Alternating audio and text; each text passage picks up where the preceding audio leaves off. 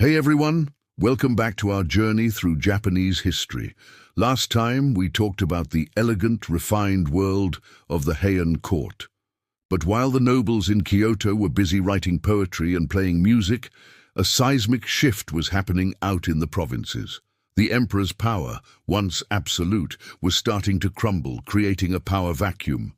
And you know what they say about power vacuums. Someone always steps in to fill them. Enter the samurai. The word itself, samurai, originally meant one who serves.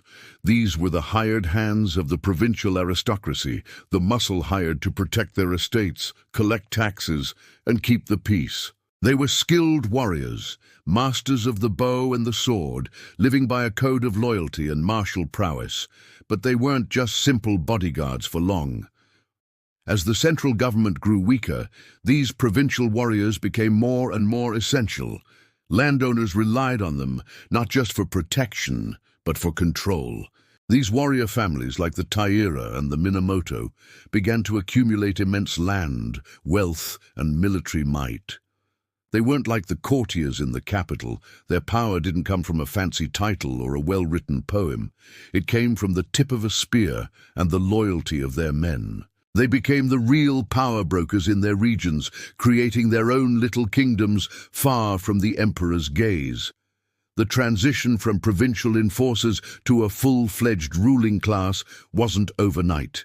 It was a slow, steady consolidation of power, one battle, one alliance at a time. This wasn't just a military takeover, it was a cultural revolution. The delicate aristocratic culture of the Heian court was about to clash with the rugged, disciplined ethos of the warrior.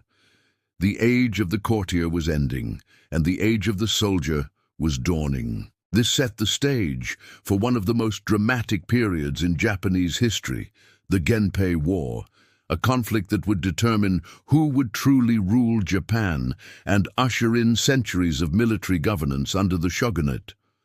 The rise of the samurai wasn't just a chapter in a history book. It was the redrawing of Japan's destiny. Stay tuned, because next time we're diving straight into the wars that cemented the samurai's place at the top.